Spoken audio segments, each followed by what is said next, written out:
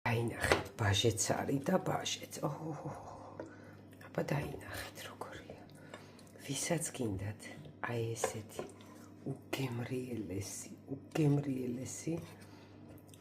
რა ვიცი, ზოგი საცივს ეძახის. დასავლეთ საქართველოში საცივია, ჩვენ ვხარშავთ აღმოსავლეთში. ბაჟეში ჩაწყობილ ქათამს ვიტყვი. მოამზადოთ ხათოსგან, ბოლომდე უყურეთ ვიდეოს. ქრისტე აღსდგა ჩემო საყვარელო გამომწერებო. ქრისტე აღსდგა ჩემო საყვარელო გამომწერებო. ქრისტე აღსდგა. ყველას მშვიდობას გისურვებთ თქვენ ოჯახებში. ეხლა ბაჟეში უნდა ჩავაწყო, დაჭრილი ქათამი მაქვს ესე და რა თქმა უნდა ეხლა მინდა გაგიმხილოთ ჩემი პატარა საიდუმლო როგორ ვამზადებ ბაჟეს, რომელიც ძალიან დიდხანს სანამ არ ბოლო ნაჭერს არ შეჭამთ, არ გაგიფუჭდებათ.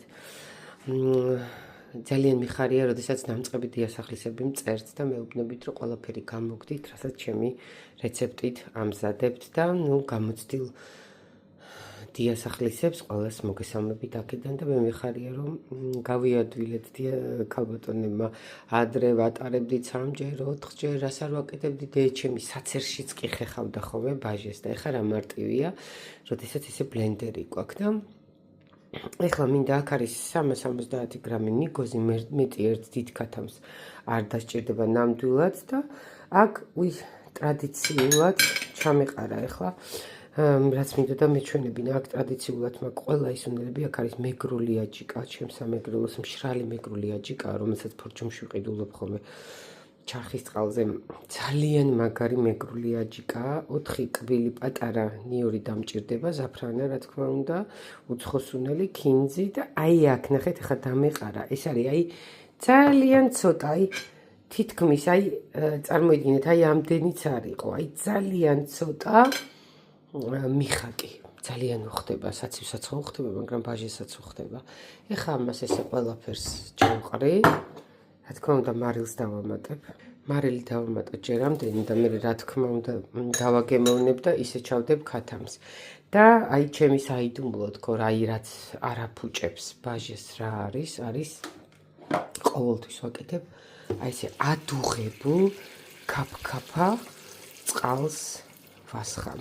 აი ადუღებულ ქაფქაფა ეს მამაჩემის მამიდაშვილმა ნელიკომ მასწავლა ძალიან მაგარი დიასახლისი აქედან მოგესალმები ნელიკო, დიდხანს სიცოცხლე, სულ შენი მეთოდით ვამზადებ და სწორჩევას აქვს ძალიან დიდი მნიშვნელობა და აი ახლა დავაბლენდერებ და მე აუცილებლად რო არ ჩაგისქელდეთ ბაჟე, ქათამი უნდა იყოს ოთახის ტემპერატურაზე გაგრილებული და აუცილებლად ჩვენი ბაჟეც უნდა იყოს უკვე გაგრილებული და მე ჩავაწყობთ ბაჟეს და მე გაჩვენებთ დანარჩენს, მიყვარხართ.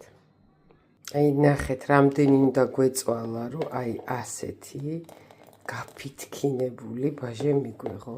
ეხლა არ დამიწყოთ, რომ არანაირი მნიშვნელობა არ აქვს, საცერში გახეხავთ თუ თავს მოიკლავთ, აი გამოდის ფანტასტიკური. ნახეთ როგორია და ბოლოს აი ჩემი ერთ-ერთი ყველაზე ისეთი საიდუმლო, ეხლა გაჩვენებთ, ყველაფერს გასწავლით. აი ახლა კარგი ხარისხის ერთი სუფრის კოზი ძმარი და აი ამაზე მაგარი ბაჟე ვერსად ვერ შეჭამთ.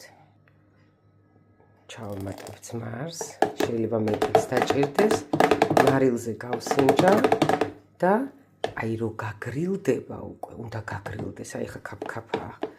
ქაფქაფაში რო ჩააწყოთ, მე ხვალ ვეღარ ამოიღებთ უკვე ქათამს, ისე ჩაგისქელწებათ, უნდა გაგრილდეს, ახლა მარილზე გავსინჯავ ჯერმე და მე გაჩვენებთ როგორ ჩავაწყობ ქათამს.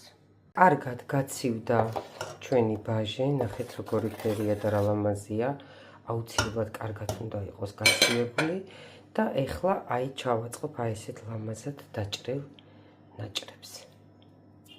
ვისაც მოგეწონათ აი ეს რეცეპტი, ესე მარტივად მომზადებული, შეგიძლიათ გამოიყენოთ. მიყვარხართ. მრავალ აღდგომას დაგასწროთ, უფალმა გეფუსფუსოთ თქვენ ოჯახებში, ამაზე დიდი ბედნიერება არაფერი არ არის საკუთარი ოჯახის წევრებისთვის, რო ამზადებ უგემრიელეს სადილებს.